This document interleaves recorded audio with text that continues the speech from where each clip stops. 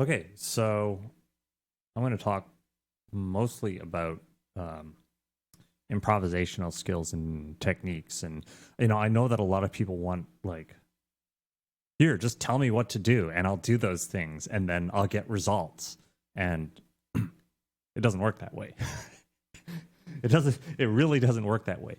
What you've got to do is you have to set up, if you want results, you need to create the correct working environment or the correct conditions for results. And it's not guaranteed.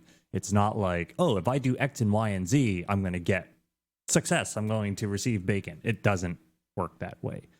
Um, Instead, what we do is it's like being able to sleep, right? Try sleeping right now. Go on. You can't, right? It's like sleep is a state. Sleep is a thing that it's a thing that comes to you if the conditions are right. And so you got to do things like, have good sleep patterns to begin with. So it's a bit of a chicken eggs situation. Um, you can't go to bed when you're hungry or uncomfortable. And, it's like that when you go to bed, there's certain kind of conditions. It's like if you're constantly reading your stuff on your cell phone before you go to bed, and you're doing all these things to condition yourself to not go to sleep, like if you're habitually not sleeping in bed, then those can impede those situations. All right, but we're not talking about sleep. We're talking about being able to come up with tunes. A lot of people say they don't know how do I come up with music, how do I come up with tunes. So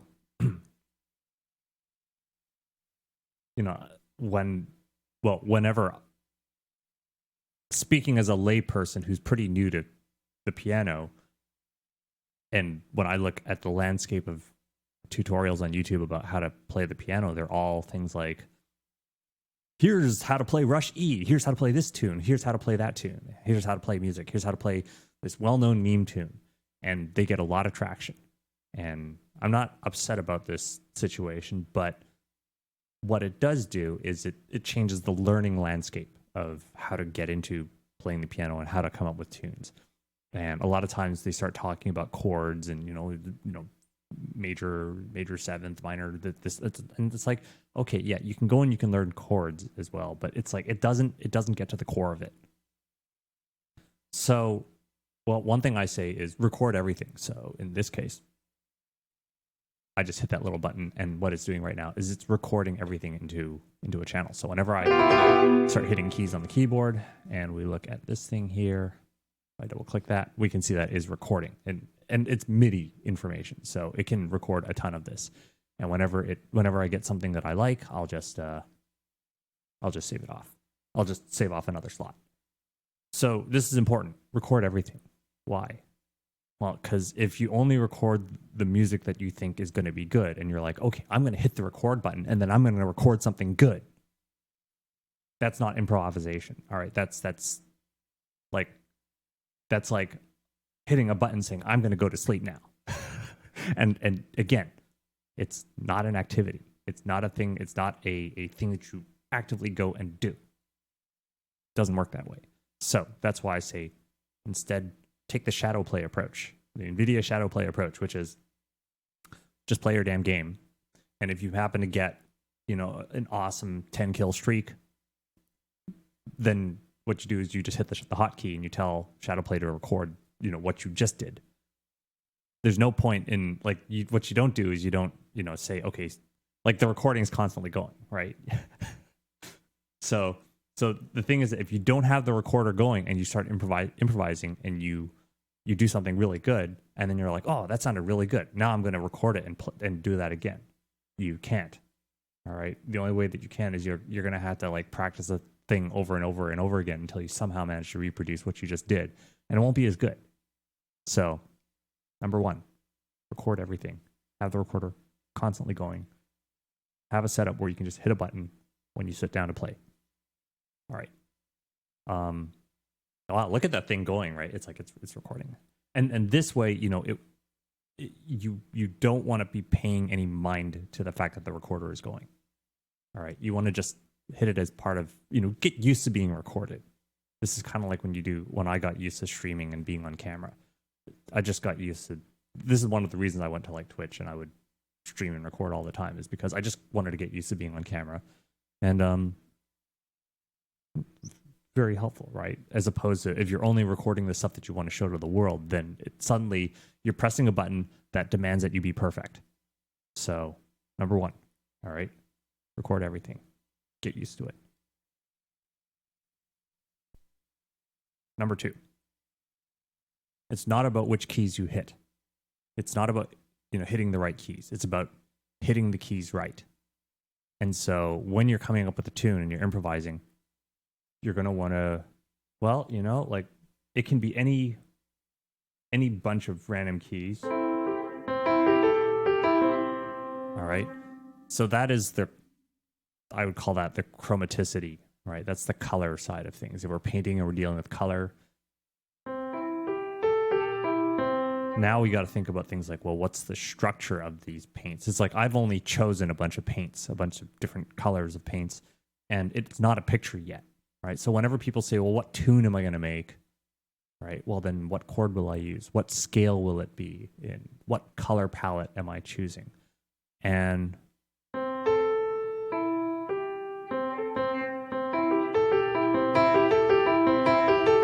could be an arpeggiation. It's going up and down like this.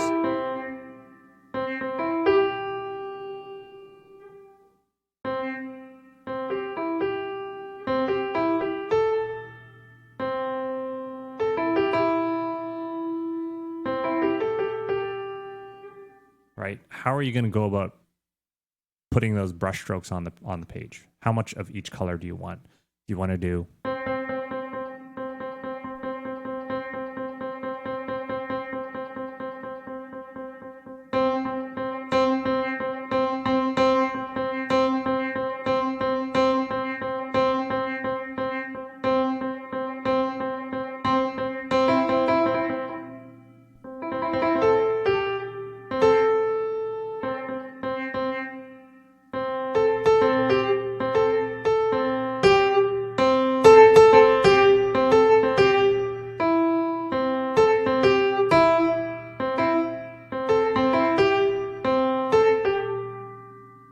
like a lot of it, this rhythmic structure?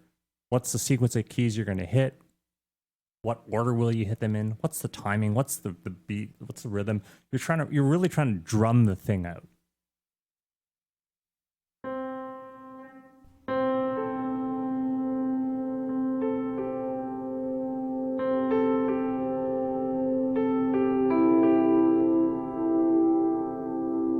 Yeah, get a sustain pedal. You know what a sustain pedal is good for? It's like having a bathroom shower. Everybody sounds better when they sing in a bathroom shower. So sometimes having that sustain pedal, just like leaning on the thing.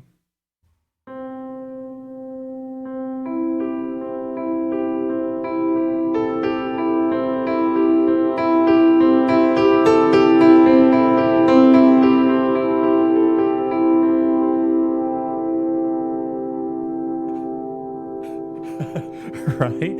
Like, I'm still using the same damn 4 notes that I chose. They didn't sound that great it's not exactly the greatest, but it's like you got to work with it. And so if you're going to do improvisation, you're not setting out to make something good. You're going to fuck around and find out until you get something that's like, hey, that actually sounds pretty good. We can use that. You're trying to find something usable.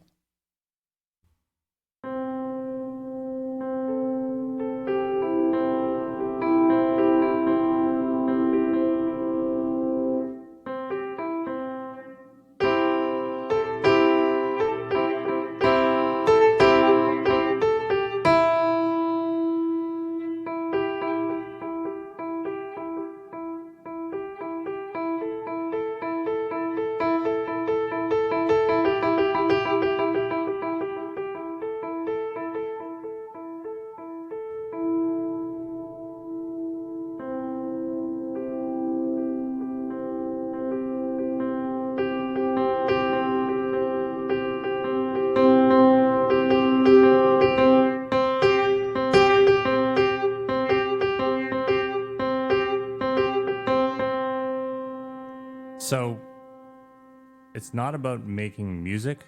You take a thing and you make it musical. So it means that those keys, they're not exactly the greatest keys in the world. Maybe it's not a chord that makes you feel something in some way, but it is your job to take those keys and make it into something that, you know, feels like something. You're gonna make it musical. That's your job. And maybe you don't exactly make it musical. You're gonna fuck around and find out until you get something that's like, hey, that actually seems kind of musical.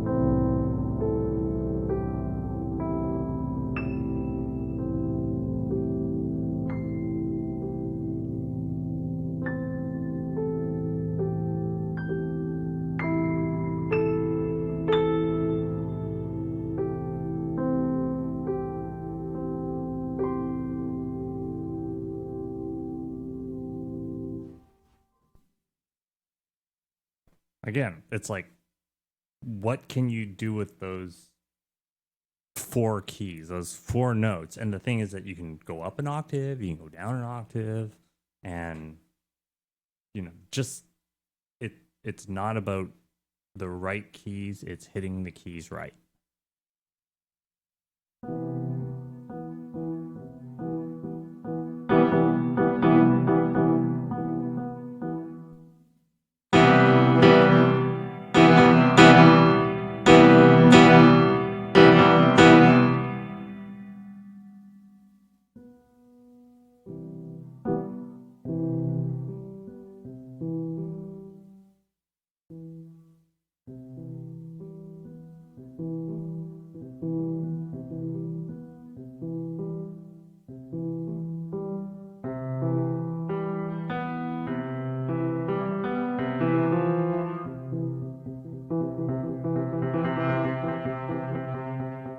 And that's another thing, right? It's like you can see that I'm messing around with some controls to change the hardness and the softness of the piano, because I'm trying to figure out what is the appropriate acoustics. How, there's something that's kind of like fitting, and all of this stuff has to fit together. It means that the notes, the right, tonality needs to fit together with the right rhythmic structure, and that needs to fit together with well, I mean, I guess I could call it a kinetic feeling.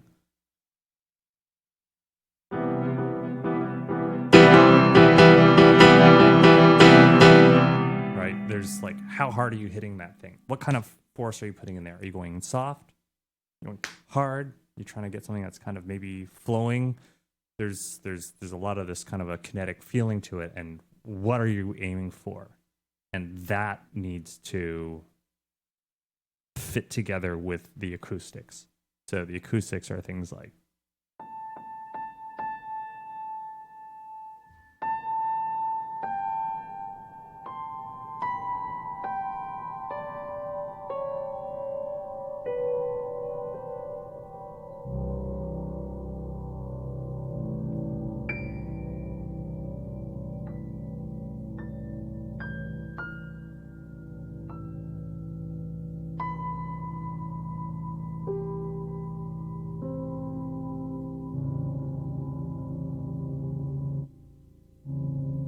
All right. So, all that stuff goes together. Then there's another few things I start that I'm learning is that when it comes to an 88 key keyboard, because all of these keys are available to you, some of these keys are very, very special.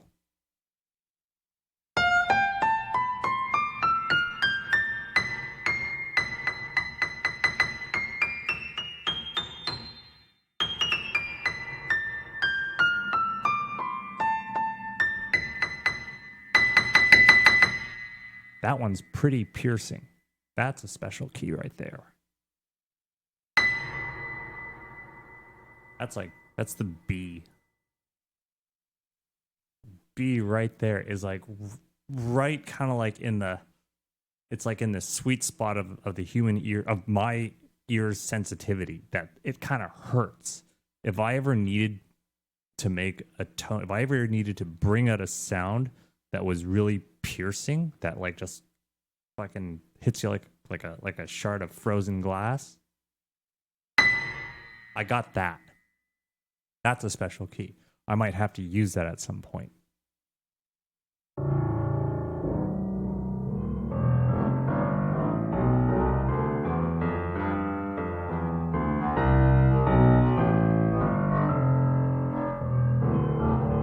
Right? It's like at some point,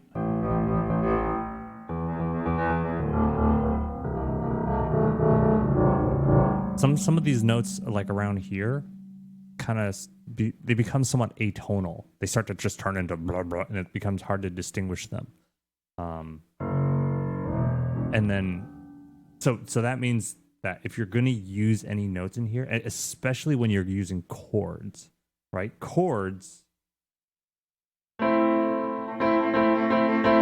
Sounds pretty good around here. Same chord.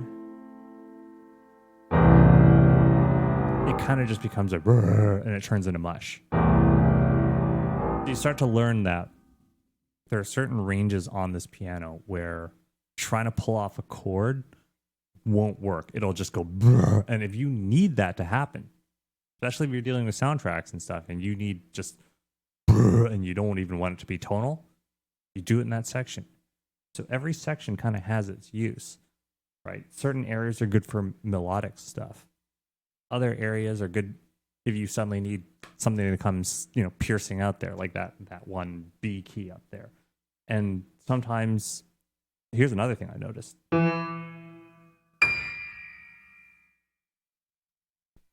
Like right around there, anything beyond a certain range, I notice it rings more.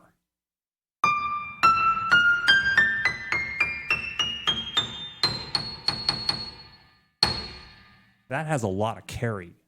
Like when I hit the note, I hear a bunch of other strings going and it carries. This one has a faster fall off. It doesn't carry as much. That note carries like crazy, and I'm not even hitting the sustain. If I hit the sustain though, and it's still going. So learn your piano, right? Learn your instrument, because you realize that not like these keys are not equal. And if you're doing you're doing the acoustic, if you're doing like soundtrack stuff for video games and cinematics and whatnot, you might need that.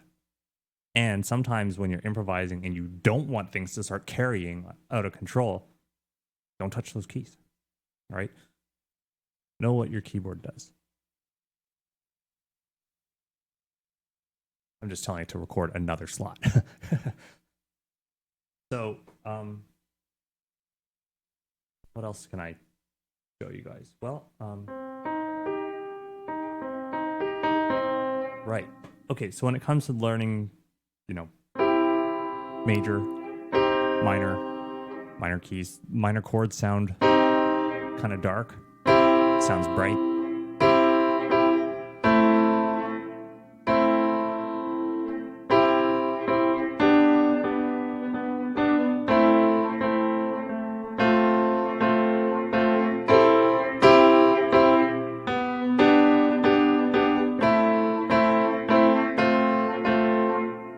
So, that's a pretty standard chord progression.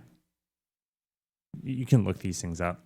I guess this is what, YouTube's good for. But they're useful in that they become useful when you start to bend them.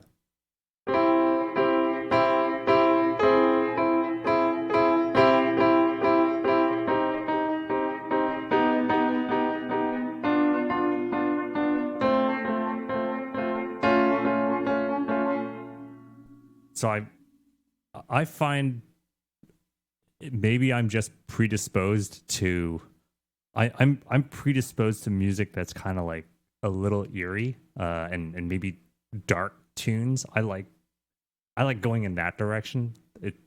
Maybe I'm just an edgy boy, but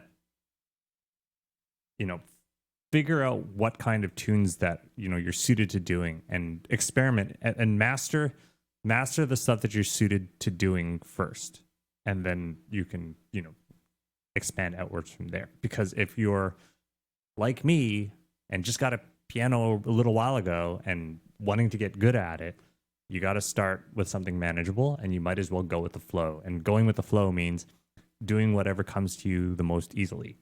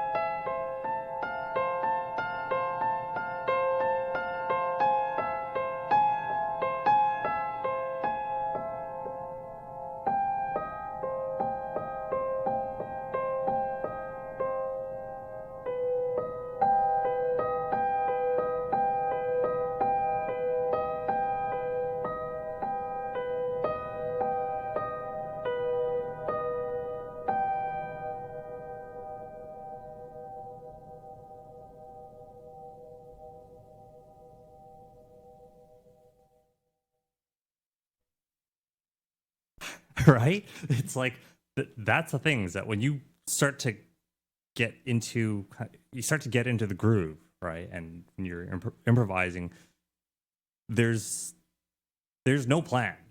And sometimes I get a little tune in my head and I'm like, okay, I think I want to push in this direction. And because of my lack of expertise, I make a mistake. I fuck up. And then I'm like, well, shit, I fucked up. But I got to make it seem intentional. So what other notes can I hit to kind of recover and make this sound like it was intentional? And that's again part of improvising. And like I say, it's like doing dark tunes is a lot easier because you don't have to aim for any kind of illusion of perfection, right? And I mean, all of doing dark tunes is a lot of falling with style, so that's pretty good. And then the other thing I think about doing darker stuff is that it's you start to really pay attention to like how does it really feel, right? And you have to play with a lot of subtlety, right? Now you're really making use of that fully weighted keyboard because it's like sometimes if you hit a key that's a little too hard and it's not supposed to be hit that hard, it'll stand out as jarring, and it'll teach you some discipline to like kind of learn to play a little bit more subtly. Don't keep slamming the keys all the time. I know sometimes people want to really go at it, but you also have to learn some subtlety. And yeah, it's a lot of fun. Lots and lots of fun to be had. I mean, I spent all of yesterday. I spent all of yesterday improvising, so it's like I say, it's a lot of fun. Right, other stuff.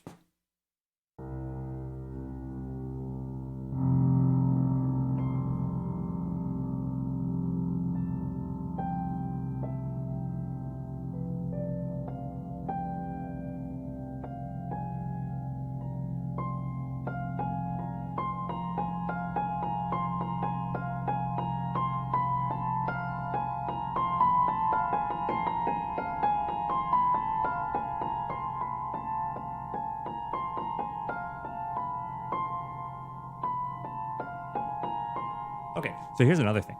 I'll do it further over here, but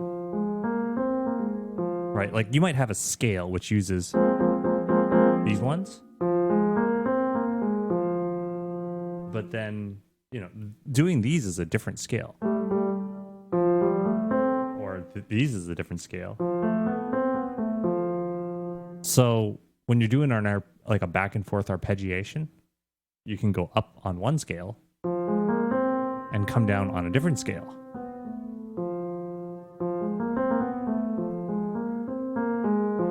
Or you can go back and forth on one and then going back and forth on the other.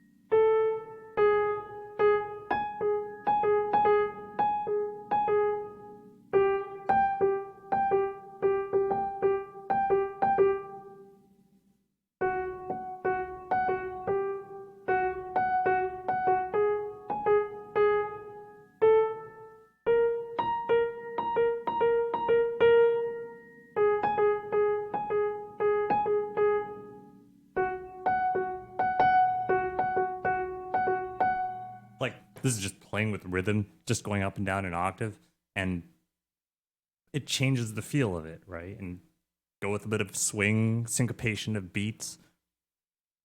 It doesn't have to be super complex. And it also goes to show that rhythm is actually more important than tonality. Or I should say, rhythm is equally as important as tonality. But sometimes I feel it's actually more important because even without tonality, like in this case, I'm just going up and down an octave. And the rhythm is actually having an effect on the feeling before the tonality actually does.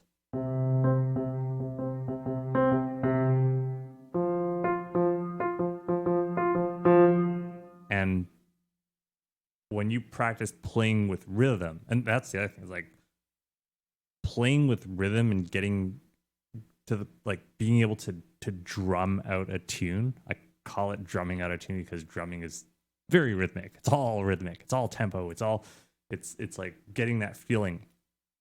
You've got to get good at drumming.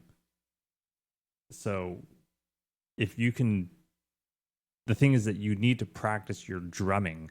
You need to, or I should say, you need to develop your drumming. I won't say practice. I say you need to develop your drumming and become really, really comfortable. And then, no matter which tonality or notes that you're choosing. Yeah, sorry, Discord's going crazy. I'm sorry you guys are receiving all those pings. I need to close Discord so that it stops doing that. My bad.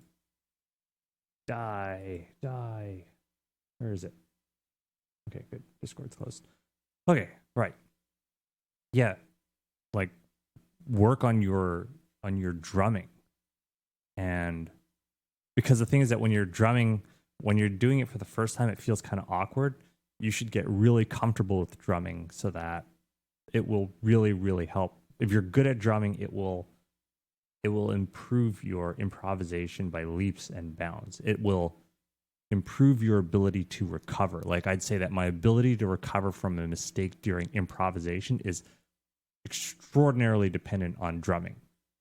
So yeah, and so it builds your confidence, right? You're like, it's like even if you hit the wrong notes, if you don't lose your drumming, if you're still playing the rhythm and you're staying within the rhythm, even if you hit the wrong notes, you can still keep the musical feeling.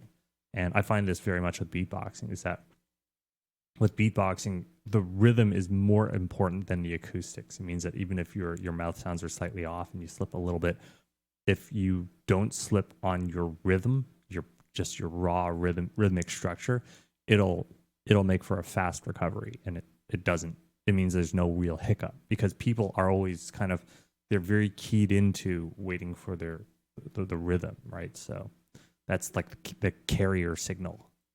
So you don't want to lose that carrier signal, that the carrier signal of rhythm. And rhythm is not just, even in this case, it could be.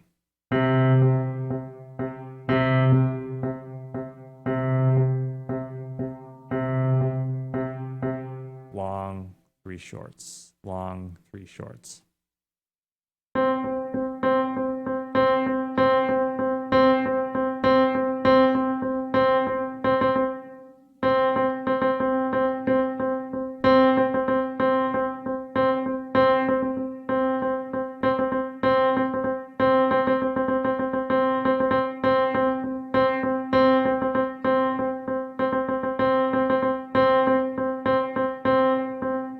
Right? Like that, there's a lot of variation you can do with just one note.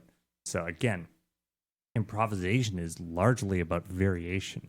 So the more variety you can achieve with just a single note, think about what happens when you start applying that to an arpeggiation.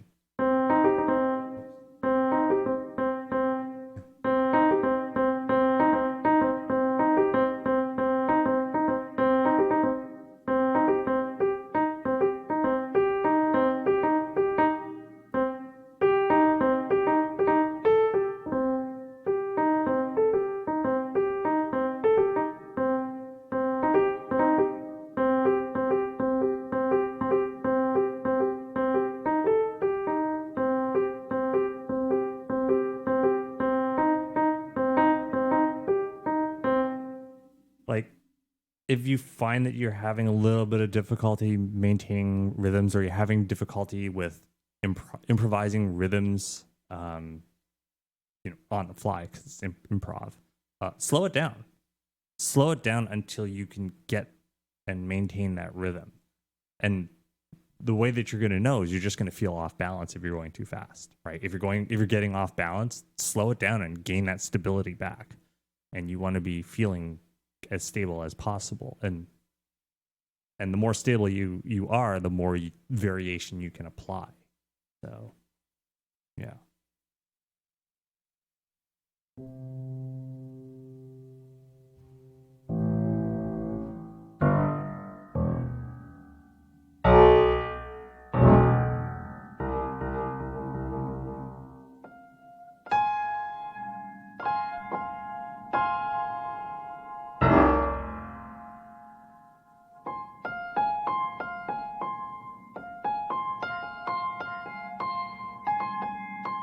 Weird, I can get these little squeaky sounds in there because I got my resonance turned up like really high.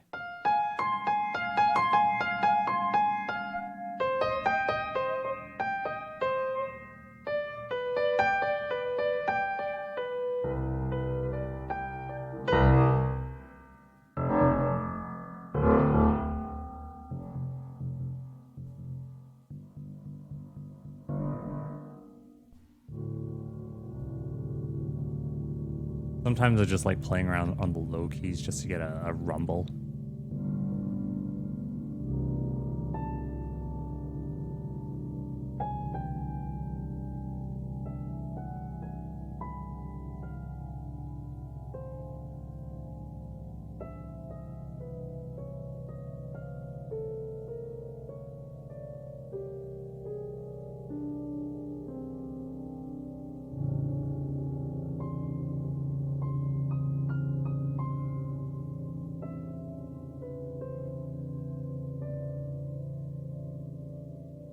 And playing really soft, muffled notes, like with that resonance.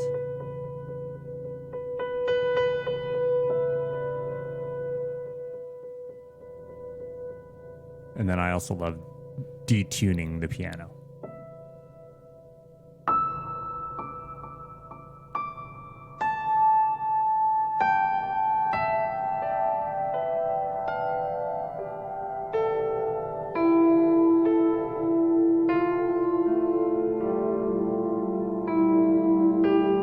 One thing I find about detuning is, depends if you're a person with perfect pitch or not. I am not a person with perfect pitch.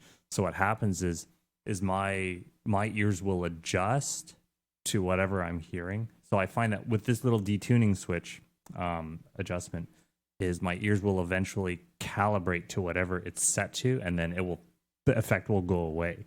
So what I find is, if you're trying to make something that feels a little drugged out, you're trying to make something feel kind of corrupted and it's like, oh, it's sliding, you have to adjust it. You can't just like set it low and set it like detuned and leave it like that. You need to adjust it. And then when you notice it's like, oh, the effect is fading, crank it to something else. And then, oh, the effect is fading, and you got to turn it, and you have to adjust it to keep yourself constantly like off balance.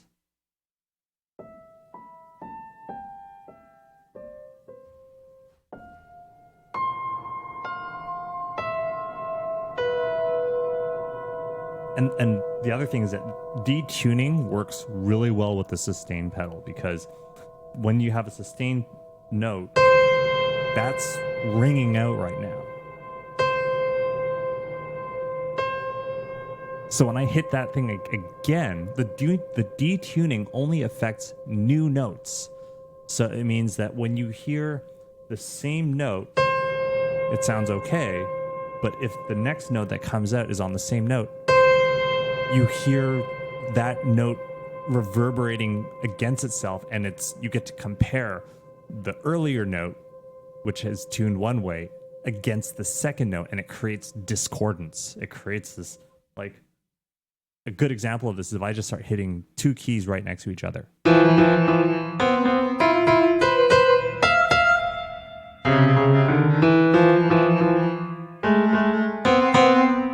It sounds like some kind of demented merry-go-round, like, at some circus.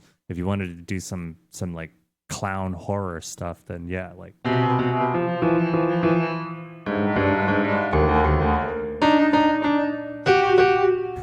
that's discordance.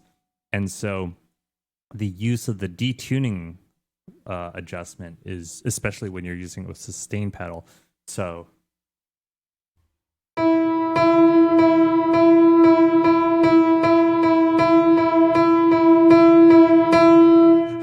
it creates that discordance effect.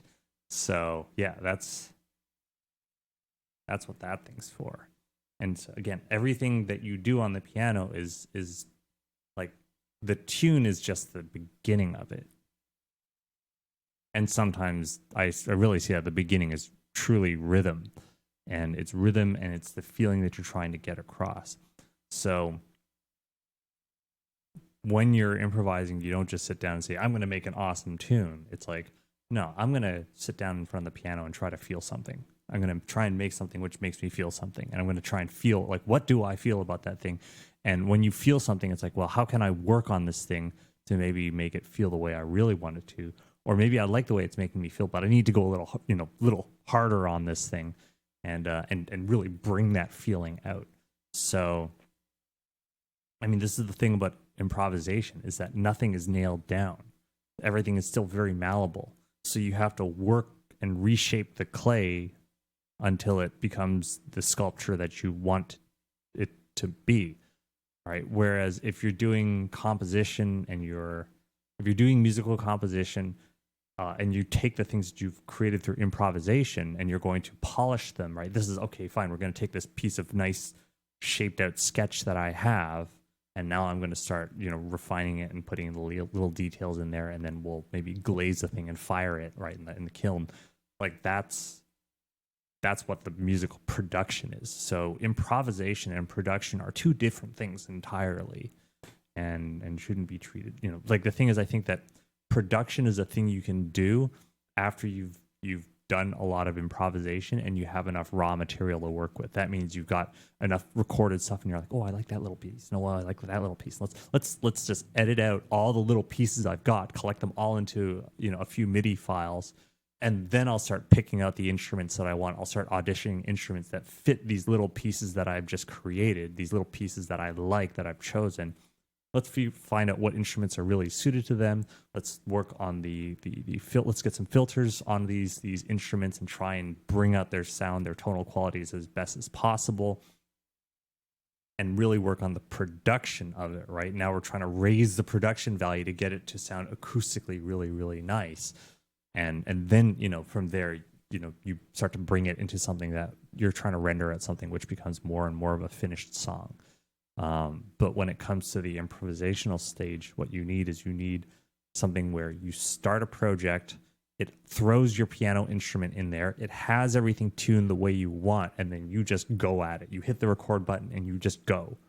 And you can spend all day experimenting and just trying different rhythms out and trying to find, if you can get the feelings you want, and until you get enough raw materials. This is the sketching stage. And you don't have to have really good skills. You don't even have to have really good playing skills. Because in this case, you don't even know what it is you're trying to play. You're trying to discover something. So, and the thing is that if you're spending, all day playing and just trying different things, then, you're getting experience playing with the piano. You're going to get comfortable eventually, especially if you're playing all over the damn thing, right? Like, I'm always using some of the low notes and some of the high notes and some of the, I'm trying to make things that stand out. So you're going to get used to the thing, and you're going to get used to using the sustain pedal. And I think I'd like to have an expression pedal hooked up at some point. I have to replace the potentiometers in one of my my Roland EV5 pedals. So I mean, the pedal itself is a foot pedal, which it's a variable foot switch. So it's not on off. It's got different degrees of freedom in it, and it can kind of tell when it's half pressed or all the way down or all the way up or partial pressing. And so I want to hook that thing up so it adjusts the softness of the piano stroke, the hammer strike. So I want to have that on a foot pedal as opposed to the switch. Then I can free up my other hand. And the problem is the pot in that thing's gone. The little rotary potentiometer, it's a little variable resistor. The thing holds like, it's got a trim pot and it's got like a 1 inch, like they're a pair of 10K pots. There's like one adjustment pot and then there's one which is hooked up to the lever to, adjust that thing. It's a couple of rotary pots. And one of them is a 10 kilo ohm resistance. Both of them are actually. And I think they really cheaped out on those things because I got 2 of these Roland EV5s. I bought one after the first one kind of gave out. And yeah, I think, I opened the thing up and they look like really cheap ones. So I imagine a cheap one might have, I don't know, 10,000 cycles on it, which sounds like a lot. All right. Don't get me wrong. 10,000 sounds like a lot, but it's not. Like if you're like 10,000 is fine for like a volume knob that you might adjust and leave it alone for a long time before you ever touch it and adjust it again. But in a foot pedal, that thing is definitely seeing, like, let's say it saw 100 cycles a day. All right. So if it's 100 cycles a day, at 10,000, how many days is that freaking thing going to last? Like 100 days, maybe? Let's see. Sorry, I'm bad at arithmetic. I'm an Asian who's terrible at piano and terrible at math. 10,000 divided by 100. So I was right. It will last 100 days. Okay. I think I have. I'm not good at visualizing numbers, and I have to see them in front of me. I'm like a person who actually has to work things out on paper. Right. So it'll last 100 days. It'll last 3 months, and then it'll cack out. Right. Let's say the thing actually lasts 50,000. Right. It'll last 500 days, which means it'll cack out in like maybe a couple of years, within a couple of years, like a year and a bit. Okay. So, and the thing is, I use these foot pedals a lot. So even if it was like a 50,000 cycle thing, it's going to die. And these things are much older than that. These things are like, well, they're older than my PC, so they're at least 10 years old. So, yeah, I found a supplier that sells some potentiometers for like $1 million. Like they're like, they cost $20, so that's kind of expensive, but they last like 1 million cycles.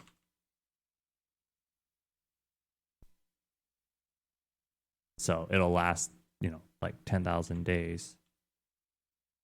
It'll last like 27 years. All right. I think I'm going to get me like some of those. I'm going to buy me some of those and I'll swap those in and they should last, a decent, 27 years.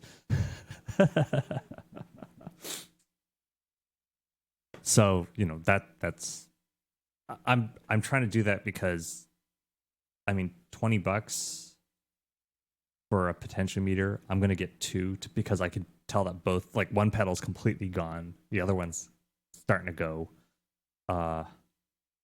So 2 of these are going to run me $40. It's going to cost another $20 for shipping. So it's like 60. I might as well throw in like, get them to throw me an extra set just in case. So yeah, 60 is going to cost like $80, but one foot pedal costs over $100. So at least I'll get enough replacement parts to fix both of the pedals. So instead of paying $200, I'm paying $80. And those pedals won't just be replaced with the same shitty potentiometers. They'll have good potentiometers in them that'll theoretically last 30 years. I'll have to solder the parts into them, and then the things don't wind up in the landfill. Just the shitty pots. The garbage winds up in the garbage. The garbage pots wind up in the garbage, but we'll put some good potentiometers in those things and save the rest of the thing from the house, from the landfill, and maybe save ourselves a little bit of money. So yeah, I'm going to try that.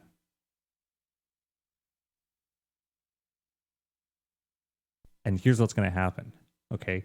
They're going to ship me those things. So when they ship them, they're going to put them on a UPS truck, and the UPS truck is going to have to burn gasoline to send those things to me. So any illusions I have about being environmentally friendly are like out the fucking window. But you know, that's how it is. Okay, I'll talk to you guys later. Have yourselves a great night. I'll see you next time.